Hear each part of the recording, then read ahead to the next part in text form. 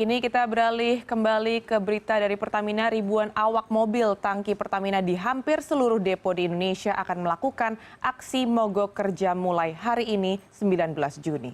Aksi ini dilakukan untuk menuntut pengangkatan status karyawan tetap. Dan aksi juga dilakukan sebagai bentuk penolakan PHK sepihak yang dilakukan Pertamina Patraniaga terhadap lebih dari 400 karyawan melalui pihak ketiga. Puluhan awak mobil tangki depo Pelumpang, Jakarta Utara ini sedang mempersiapkan diri dan atribut untuk menggelar aksi mogok kerja. Rencananya aksi mogok dimulai pada pukul 00 waktu Indonesia Barat dan diyakini akan berpengaruh pada distribusi BBM Pertamina. Mereka menuntut Pertamina Patraniaga memenuhi nota pemeriksaan yang sebelumnya telah diberikan oleh Suku Dinas Ketenagakerjaan DKI Jakarta. Di antaranya pengangkatan menjadi karyawan tetap, upah lembur, dan hak karyawan lainnya. Aksi mogok ini rencananya diikuti oleh puluhan ribu awak mobil tangki di depo Pelumpang, Merak, Tasikmalaya, Lampung, dan Surabaya.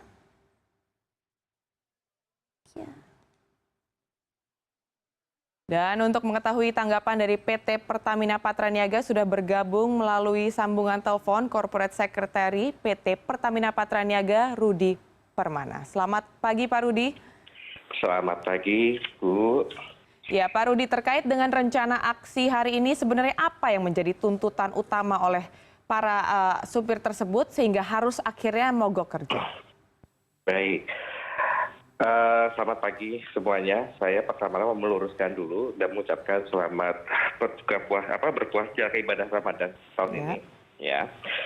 Kalau mengenai tuntutan sebenarnya perlu kita klarifikasi dulu, ya. Karena kalau tuntutan mereka untuk jadi karyawan tetap itu mereka sudah dilakukan oleh perusahaan pemborong pekerjaan pengangkutan yang saat ini berkontrak dengan PT Pertamina Patraniaga.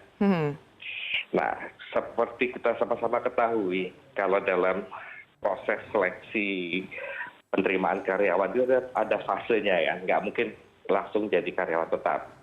Ada masa percobaan, masa evaluasi, setelah lulus seleksi baru jadi karyawan tetap. Nah, di sini terjadi ketidaksinkronan antara perusahaan P4 tadi dengan karyawan-karyawannya mereka. Jadi kalau mereka ditanya apakah mereka karyawan Patraniaga, saya pastikan mereka bukan adalah karyawan dari Patraniaga. Ya. Nah, proses ini yang terjadi setelah ada tantangan kontrak kerjasama mereka dan mereka menyetujui dengan apa yang tertulis di dalam kontrak tadi, ada evaluasi 3 bulan, tapi syarat-syaratnya mereka tidak terpenuhi. Contohnya, tingkat kehadiran mereka selama masa evaluasi itu tidak 100% sesuai dengan jadwal kerjanya mereka. Kemudian standar kinerja mereka juga jauh di bawah standar performance yang terbaik. Kemudian ada beberapa tindakan indisipliner yang mereka lakukan. Kemudian juga dari kondisi kesehatan yang tidak lolos, gitu ya. Terus juga yang lebih yang menentukan juga dalam proses seleksi ini ada proses dari lembaga psikolog untuk melihat emosionalnya mereka. Nah, faktor-faktor inilah yang menyebabkan akhirnya mereka tidak bisa lolos dalam evaluasi penerimaan karyawan tetap tadi. Intinya Patraniaga di sini tetap harus mendorong perusahaan P4 tadi untuk adanya koordinasi dengan mereka. Saat ini masih berjalan dengan baik. Bahkan sudah ditawarkan untuk seleksi ulang segala macam, tapi mereka kebanyakan menolak. Nah, kalau seandainya di sini para teman-teman yang lagi mogok ini rata-rata adalah orang yang sudah bekerja di perusahaan tadi, sudah pegawai tetap, dan rasa solidaritas mereka untuk melakukan mogok kerja yaitu sesuai haknya mereka selama mereka tahu tata caranya dan ketentuan yang tepat. Kalau saat ini kita pantauan aksi ini berjalan tetap aman dan kami juga penyaluran juga tidak terganggu sampai saat ini, ya. Dan ini juga dalam kondisi konteksnya Patraniaga maupun Pertamina dalam memberikan layanan pada masyarakat tetap terjaga dengan baik.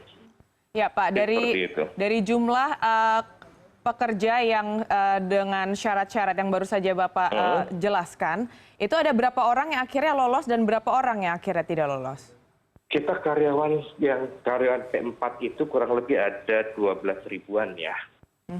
Contoh aja Pelumpang lah. Pelumpang itu, TBBM Pelumpang itu ada 1.650 orang. yang tidak lolos seleksi evaluasi ya, kita nggak seleksi, evaluasi itu kurang lebih ada 350 orangan. Dan itu rata-rata ada yang memang sudah masa usia pensiun, yang sudah di atas 55 tahun. Memang kondisi mereka menolak untuk ikut menandatangani kontrak untuk jadi pengangkatan karyawan, ya. Kemudian ada juga yang memang ada tindakan-tindakan yang merugikan perusahaan. Ya. Jadi itu juga salah satu jumlahnya. Tapi kalau ditanya apakah kecukupan tenaga kerja yang cukup, saya jawab ya masih dalam kondisi rasio yang cukup. Ya Pak, saya ingin mengkonfirmasi kembali bahwa kita menerima informasi ada sekitar 400 karyawan yang di PHK secara sepihak. Apakah itu benar dan apa yang menjadi alasan? 400 itu total ada di beberapa lokasi kita. Ya, yaitu alasannya tadi ya saya sebutkan tadi gitu kan. Ada tindakan pencurian BBM. Ya, kalau kita bicara sebagai logik dalam satu perusahaan. Ya. Kalau kita punya karyawan yang tidak disiplin, performance-nya 1 bulan hanya 1 hari aja masuk kerja atau kurang dari 100%, kira-kira apakah kita menyetujui untuk mengangkat mereka sebagai karyawan tetap? Itu kan satu pertanyaan besar ya sebenarnya. Nah, dan kebanyakan ini masalahnya kita tidak sepihak. Mereka sudah menandatangani kontrak untuk sebagai kerjasama sebagai karyawan tetap. Dan itu di atas materai. Dan mereka memahami apa yang mereka harus lakukan. Terutama dalam performance. Terutama ketika kehadiran. Kesiapan mereka untuk melakukan pekerjaan. Itu sudah ada dalam turunan kontrak dan itu sudah kita lakukan dengan baik. Dan sesuai dengan aturan perundang-undangan tenaga kerja yang ada. Baik, bagaimana dengan kondisi distribusi ke depan sampai pada tanggal 26? Seperti yang kita tahu ini orang-orang mulai mudik untuk menuju hari Lebaran ini. Bagaimana distribusinya? Apakah masih lancar dan apakah antisipasi ya dengan adanya gerakan mogok ini?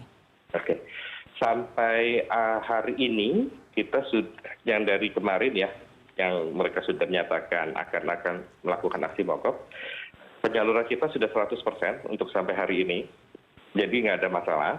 Kemudian juga sampai tanggal 26 dengan kondisi seperti ini kita merasa tidak ada kendala sama sekali. Karena tidak semua TBBM ini terlibat dalam aksi mogok. Ya hanya sebagian kecil saja dari TBBM yang kita kelola. Kemudian untuk memastikan jaminan BBM dibuat masyarakat kami mau mudik ini ya, kami sudah buat beberapa program. Ya, jadi ahli supply misalnya kalau Jakarta lumpuh kita bisa alihkan ke tempat lain yang ada supply yang ada. Tapi insya Allah ya teman-teman di lapangan yang sudah loyal kepada Patra Niaga untuk perusahaan-perusahaan yang bekerja sama dengan kita, itu mereka siap mensupport program siaga untuk tahun ini dalam distribusi BBM. Dan kami tidak ada kekhawatiran terhadap kekurangan BBM. Dan harap masyarakat itu bisa lebih bijak mengkritisi isu-isu yang ada saat ini. Kami grup Pertamina itu tetap memastikan masyarakat dapat nyaman, tenang, menuju daerah masing-masing untuk menikmati liburan Lebaran ini. Baik, Pak Rudi Permana, terima kasih atas klarifikasi dan informasinya. Terima kasih telah bergabung bersama CNN Indonesia Business.